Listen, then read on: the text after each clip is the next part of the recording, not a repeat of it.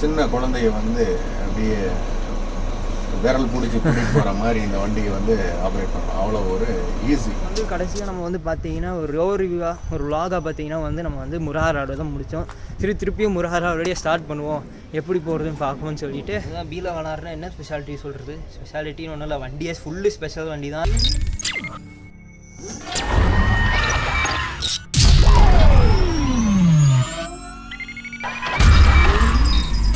Hey guys, welcome back after a very long time. கிட்டத்தட்ட ஒரு 3 மாதம் 4 மாதம் ஆச்சு. ஸோ உங்களை பார்த்து எல்லாம் நிறைய நாள் ஆச்சு. சாரி, எல்லாருக்கும் தெரியும் கொரோனா டைம் வேறு, சுத்தமாக ஒன்றுமே பண்ண முடியல. ட்ராவல் ரெஸ்ட்ரிக்ஷனு, மறுபடியும் லாக்டவுனு இதுன்னு சொல்லிட்டு பயங்கரமாக போயிடுச்சு.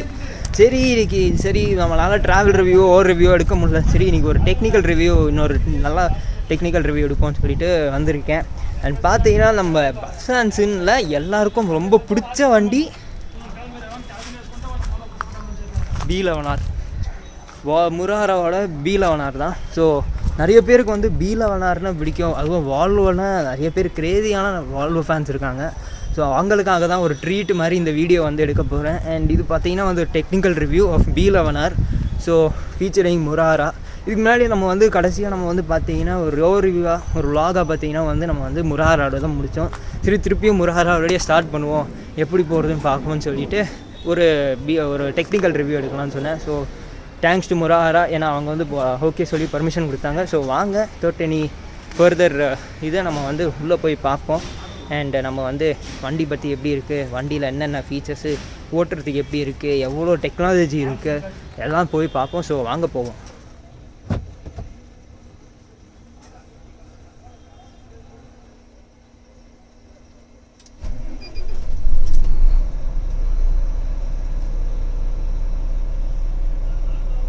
ஸோ பார்த்தீங்கன்னா இப்போ நம்ம வந்து வந்துட்டோம். இது வந்து ஒரு பீலா வனார் 13.8 மீட்டர் கோச் இது வந்து.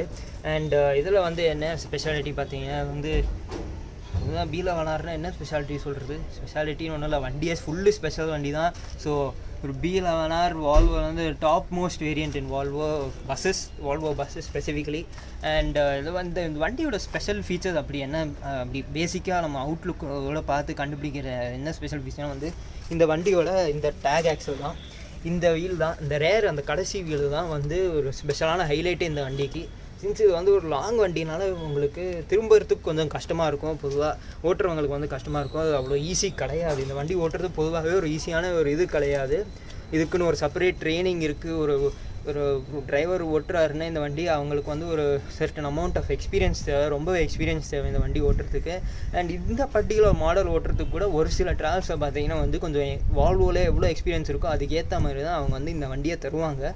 ஏன்னா இது வந்து அவ்வளோ ஈஸி கிடையாது. என்னன்னா ஆட்டோமேட்டிக் வண்டியாக இருந்தாலும் இந்த வண்டி ஓட்டுறது வந்து ஒரு சாதாரண விஷயம் கிடையாது.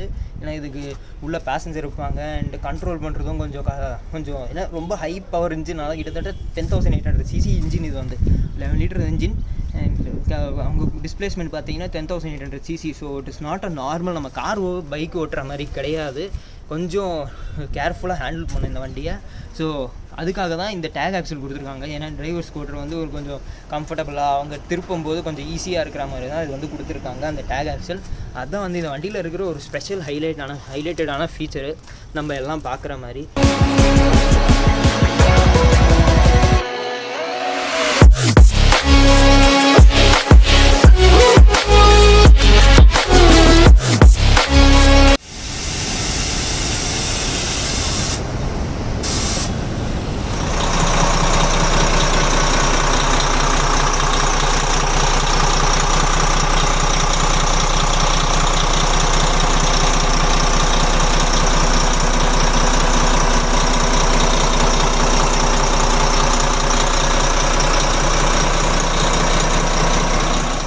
வண்டி பற்றி ஏற்கனவே சொல்லியாச்சு. இது வந்து ஒரு பீலா வனார். அண்டு இந்த வண்டியோட டெக்னிக்கல் ஆஸ்பெக்ட் பார்த்தீங்கன்னா இன் டீட்டெயில் பார்த்தீங்கன்னா வால்வோவோட D11C யூனிட் இன்ஜெக்ஷன். அதாவது இது பார்த்தீங்கன்னா வந்து எப்படின்னா சாதாரண டீசல் இன்ஜின் தான். ஸோ டீசலில் பார்த்தீங்கன்னா இது வந்து ஒரு CRDI common rail direct injection system based பண்ணி ஒரு இன்ஜின் இது வந்து. அண்ட் பார்த்தீங்கன்னா 6 சிலிண்டர் 10,800 cc தான். ஆக்சுவலாக வந்து B11R வந்து 11 லிட்டர் இன்ஜின் நிறைய இடத்துல சொல்லியிருப்பாங்க 11,000 cc சொல்லுவாங்க. But it's actually not 11,000 cc, it is actually 10,800 cc தான். வால்வோ வந்து அவங்க அவ்வளோதான் டிஸ்பிளேஸ்மெண்ட் தராங்க. ஸோ இதுதான் வந்து மெயினாக ஒரு ஹைலைட்டாக நோட் பண்ணிக்கோங்க. இதில் போடுறேன். ஏன்னா இது வந்து 10,800 cc அண்ட் பவர் பார்த்தீங்கன்னா மேக்ஸ் ஹார்ஸ் பவர் வந்து பார்த்தீங்கன்னா 410. அண்ட் இது வந்து ஒரு BS4 சொல்ல மாட்டேன், இது வந்து BS4. BS6 இப்போ வந்துருக்கு. BS6 வந்து சேம் ஸ்பெசிஃபிகேஷன் தான். அண்ட் எனக்கு தெரிஞ்ச வரைக்கும் ஹார்ஸ் பவர் தான் வந்து 430 ஹார்ஸ் பவர் தராங்க. ஸோ அதுவும் கூடி சீக்கிரம் பண்ணுவோம். பட் இப்போ இது பார்த்தீங்கன்னா இது வந்து ஒரு BS4 10,800 cc 6 cylinder 410 horse power at 1600 to 1900 RPMல இவ்வளோ ஹார்ஸ் பவர் ப்ரொடியூஸ் பண்ணுறது. அண்ட் அதே சமயத்தில் பார்த்தீங்கன்னா இது மேக்ஸிமம் டோக் பவர் பார்த்தீங்கன்னா 1900 நியூட்டன் மீட்டர் வருது. Around 900 to 1400 RPM. அதாவது வண்டி ஸ்டேபிளாக இருக்கும்போது அவ்வளோ டோர்க்கு ஏற்கனவே ஜென்ரேட் ஆகிறது. வண்டி ஆன் பண்ணும்போதே நீங்கள் வந்து பார்த்தீங்கன்னா டோர்க் அவ்வளோ ஹையாக இருக்கும். அண்ட் பவர் ரன்னிங்கில் போகும்போது இன்னும் கொஞ்சம் ஜாஸ்தியாகவே ப்ரொடியூஸ் பண்ணும் டார்க்கு. அண்ட் டிரான்ஸ்மிஷன் பார்த்தீங்கன்னா இது வந்து ஆட்டோமேட்டிக் டிரான்ஸ்மிஷன். வால்வோ ஐஷிஃப்ட் தான், 12 ஸ்பீட் கியர் பாக்ஸ் இது வந்து. அண்ட் இதில் பார்த்தீங்கன்னா டோட்டல் கிளச்சு வந்து பார்த்தீங்கன்னா இது வந்து ஒரு டெசிக்னேட்டட் கிளச்சு. இது வந்து ஒரு designated clutch Volvo is giving. And gear box பார்த்தீங்கன்னா 12 speed. And fuel tank capacity பார்த்தீங்கன்னா 500 liters. இப்போ 450 liters வந்து டீசல், 50 liters வந்து உங்களுக்கு AdBlue வருது. ஸோ அதுதான் வந்து இது. அண்ட் டேர்னிங் ரேடியஸ் பார்த்தீங்கன்னா 11,540 மில்லிமீட்டர். அதாவது ஃப்ரண்ட் வீல் வந்து உங்களுக்கு 11,540 மில்லிமீட்டர்ஸ் வந்து திரும்பும். அதான் எவ்வளோ மேக்ஸிமம் லெஃப்ட் அண்ட் ரைட்டு எவ்வளோ மேக்ஸிமம் திரும்ப முடியும் அதுதான் வந்து டேர்னிங் ரேடியஸு. அண்ட் அதில் பார்த்தீங்கன்னா இது டிசைன் கம்ப்ளீட் இது பார்த்தீங்கன்னா வீல் பேஸ் பார்த்தீங்கன்னா 8,350 மில்லிமீட்டர் வருது.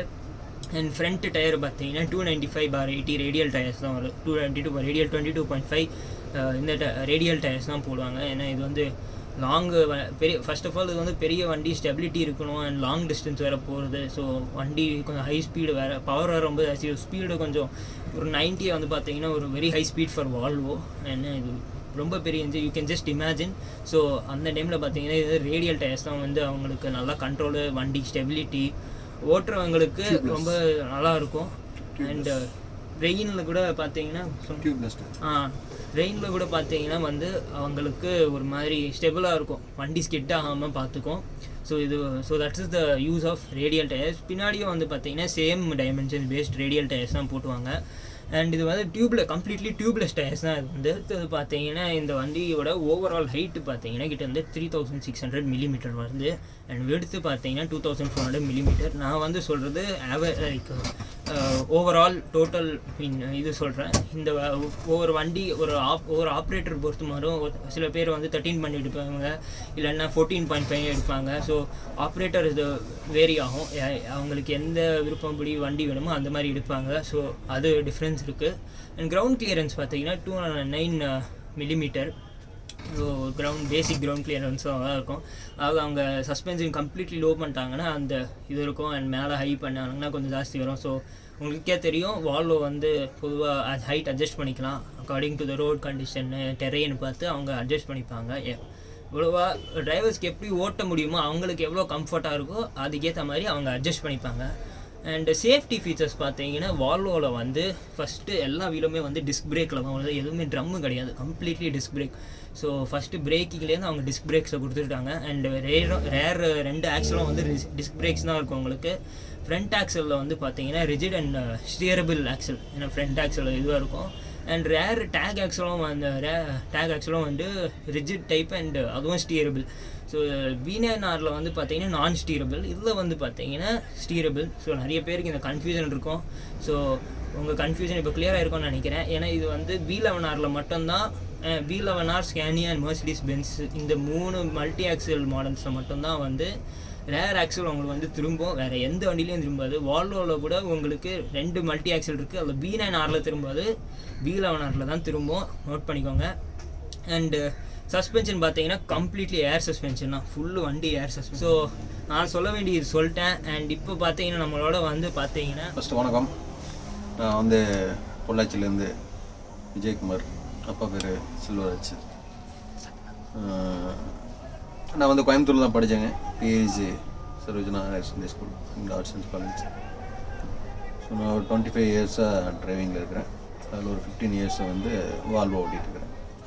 10 இயர்ஸ் பேக் வந்து லாரி ஓட்டு. ஸோ கைஸ் பார்த்தீங்கன்னா நம்மளோட விஜயகுமார் அண்ணா வந்து பேசினார். ஸோ அண்ணா சொல்லுங்கள், நீங்கள் வந்து இப்போ எத்தனை வருஷமாக ஓட்டுறீங்க, உங்களுக்கு எவ்வளோ கம்ஃபர்டபுளாக இருக்குது, இவ்வளோ வருஷமாக வால்வோ ஓட்டிகிட்ருக்கீங்க. நீங்கள் பொதுவாக B7Rலேருந்து ஆரம்பிச்சிருப்பீங்க வால்வோ வரும்போது. ஸோ சொல்லுங்கள், எப்படி இருக்குது உங்கள் எக்ஸ்பீரியன்ஸ், எப்படி வால்வோட சொல்லுங்கள். ஒரு 15 இயர்ஸாக வந்து வால்வோ ஓட்டுறேன். ஃபஸ்ட்டு வந்து மார்க் 2ன்னு சொன்னாங்க, அதுக்கு தான் நான் வந்து ஃபஸ்ட்டு ட்ரைனிங் வந்தேன். எனக்கு வந்து கோயம்புத்தூர் காண்டி ட்ராவல்ஸ் வந்து ரெக்கமெண்ட் பண்ணாங்க டிரைவிங்கோட இது பார்த்துட்டு. ஃபஸ்ட்டு கம்பெனியில் வந்து லைலாண்ட் டிரைவிங் நல்லா இருந்தா தான் வால்வோக்கு வந்து ட்ரைனிங் வந்து அனுப்புவாங்க. அவங்க வந்து அனுப்புனாங்க. வந்து நான் கோயம்புத்தூர் டு பெங்களூர் வந்து ஒரு 5 வருஷம் காண்டி ட்ராவல்ஸில் ஓட்டியிருந்தேன், mark 2 Volvo.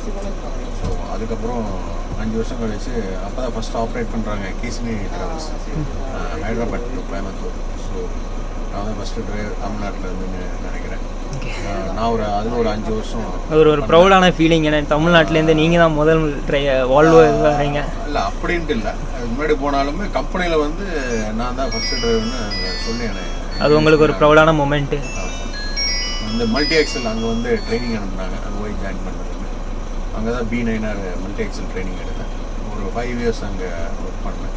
Coimbatore to Bangalore, Hyderabad via first வந்து குப்பம் வழியில் ஓட்டினேன். அதுக்கப்புறம் வந்து B11R, அதுக்கும் என்னைய ஃபஸ்ட்டு ட்ரெயினராக அனுப்புனாங்க. பெங்களூர் வழியில் Hyderabad to Cochin, Hyderabad to Trivandrum, Hyderabad to Madurai. So 4 series வந்து நான் கேசினி சீரீஸ் டூர்ஸ் அண்ட் ட்ராவல்ஸில் ஒரு 5 இயர்ஸ் எக்ஸ்பீரியன்ஸ். ஸோ அதுக்கப்புறம் அங்கே நின்னதுக்கப்புறம் ஒரு 2 வருஷம் ஓனாக வண்டி ஓட்டினேன். அதுக்கப்புறம் ஒரு 2 இயர்ஸாக அல்விண்ட் டூர்ஸ் அண்ட் ட்ராவல்ஸில் ஸ்கேனியா கொச்சின் டு ஹைதராபாத். இப்போ வந்து இந்த கோவிட்டுக்கு அப்புறம் இதில் முருகராவில் ஜாயின் பண்ணி ஓடிட்டு பெங்களூர் டு பத்தனி. ஸோ B11R ஐசெப்ட் வண்டி வந்து சொல்லலாம் அருமையான ஒரு வண்டி. என்ன சொல்கிறாங்க, ஒரு சின்ன குழந்தைய வந்து அப்படியே விரல் பிடிச்சி கூட்டிகிட்டு போகிற மாதிரி இந்த வண்டியை வந்து ஆப்ரேட் பண்ணலாம். அவ்வளோ ஒரு ஈஸி. ஸோ குழந்தை எப்படி பழக்கிறோமோ அதை மாதிரி வந்து இந்த வண்டி வந்து பழக்கலாம். இந்த வண்டி வந்து அந்த மாதிரியான ஒரு வண்டி. ஐசெஃப்ட்டு, டென்ஷன் இல்லாத ஒரு வெஹிக்கிள், நல்லா கம்ஃபர்டபுளாக கொடுத்துக்கிறாங்க. சீட்டு, ஸ்டேரிங் வீலு, ஃப்ரண்ட்டில் ஆப்ஷன்ஸு எல்லாமே ரொம்ப ஈஸியாக இருக்கும்.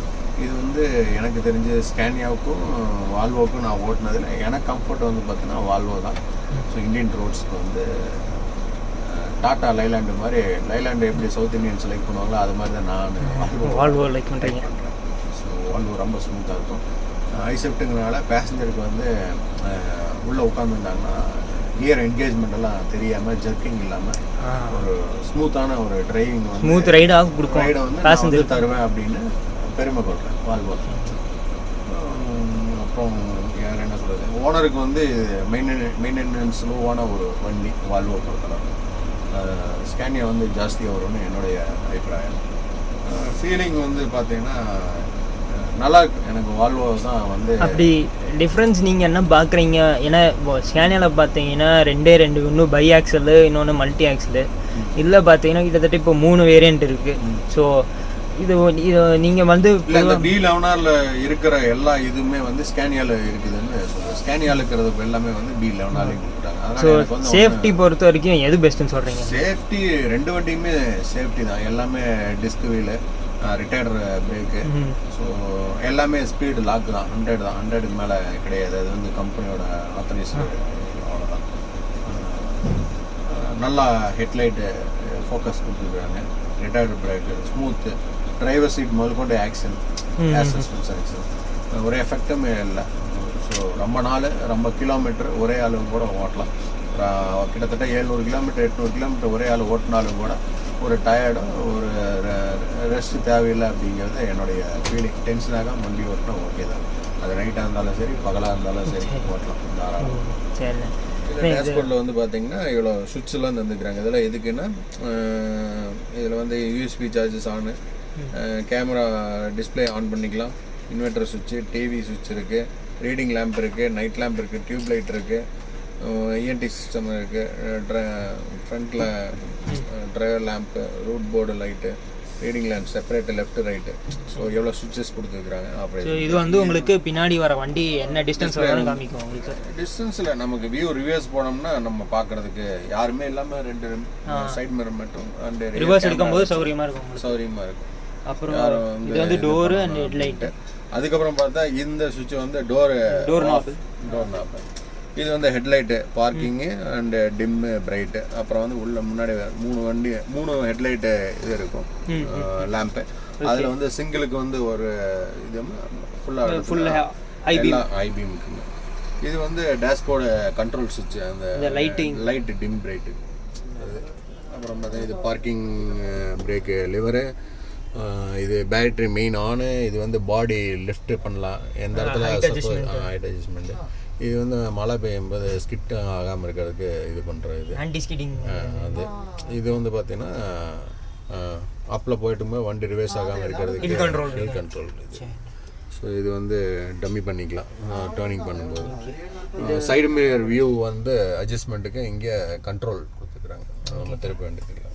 ஸோ வெஹிக்கிள் மூவ் பண்ணோம்னா இந்த மாதிரி ஸ்டார்ட் பண்ணோம்னா இக்னிஷன் ஸ்டார்ட் பண்ணதுக்கப்புறம் இந்த மாதிரி டிஸ்பிளே வரும். டிஸ்பிளேயில் ஏதாவது வந்ததுன்னா அது பார்க்கணும், ஏதாவது மெசேஜ் இருக்கா, செக்கிங் மெசேஜ் அதெல்லாம் பார்க்கணும்.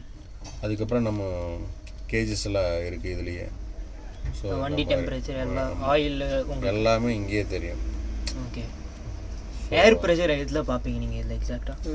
இது air pressure meter, fuel gauge, speedo meter, RPM gauge, temperature, RPM meter. Okay. So இதில் ஏர் ப்ரெஷர் பொதுவாக எவ்வளோ தேவைப்படும் உங்களுக்கு? ஏர் ப்ரெஷர் வந்து சாதாரணமாக அதாவது வண்டி ஸ்டாப்பிங்கில் கொஞ்ச நாள் இருந்து திருப்பி எடுக்கணும்னா ஒரு ஆவரேஜாக உங்களுக்கு எவ்வளோ தேவைப்படும் இந்த வண்டி? இப்போ வந்து டேங்க்கில் வந்து 11.7 பார் இருக்குது. ஓகே. ஸோ அது இருக்கும்போது உங்களுக்கு மினிமம் நீங்கள் வண்டி மூவ் பண்ணலாம்.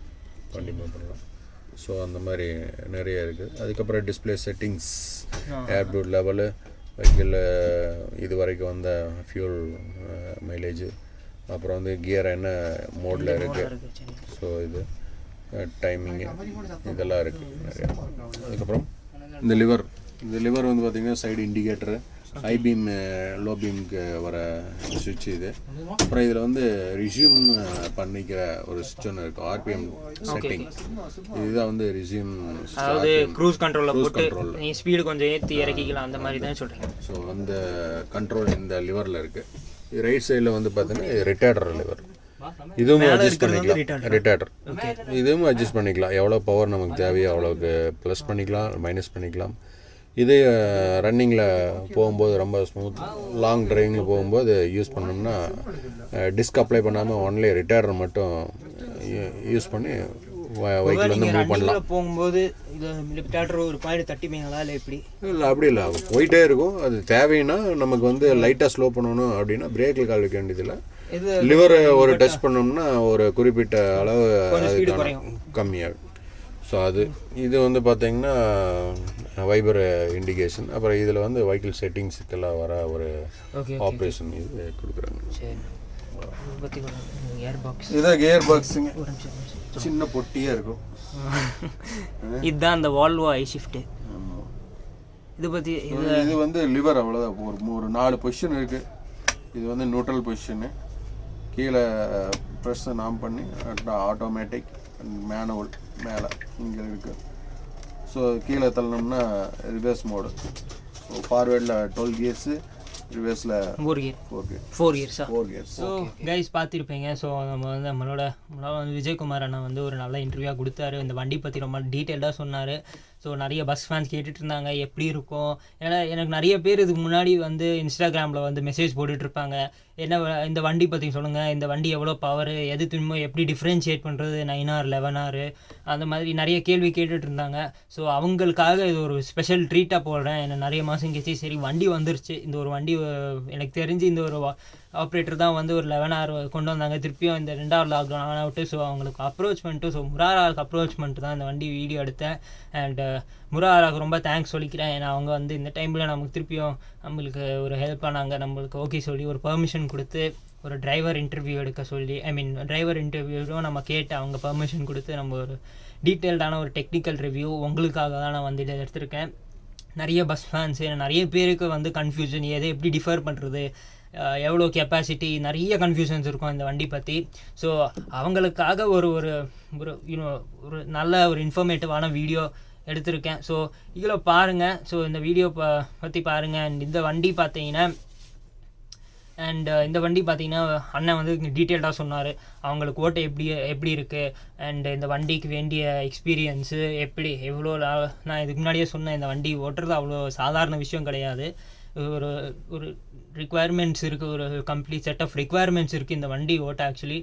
ஸோ அதுலேருந்து அவங்களுக்கு ஓட்ட எப்படி இருக்குது, அந்த வண்டியில் இருக்கிற ஃபீச்சர்ஸு, பேசஞ்சருக்கு எப்படி இருக்கும், இது வந்து ஆட்டோமேட்டிக் வண்டி. ஸோ பேசஞ்சருக்கு உள்ளே எப்படி இருக்கும் அண்டு அந்த மாதிரி ஃபீச்சர்ஸ் கம்ப்ளீட்லி இன் டீட்டெயில் டெப்த்தாக அவங்க வந்து சொல்லிட்டாங்க.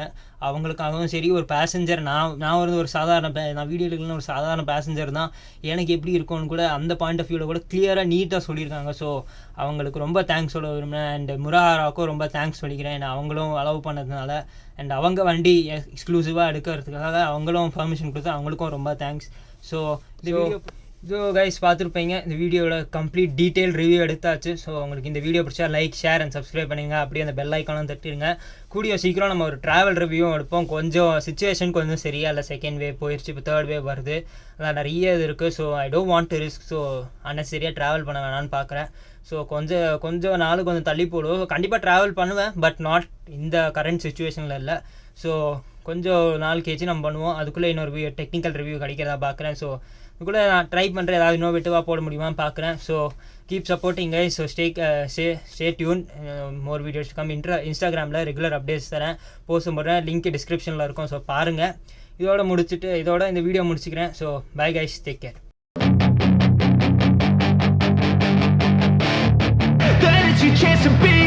Hey kid, don't ever let them get inside your head.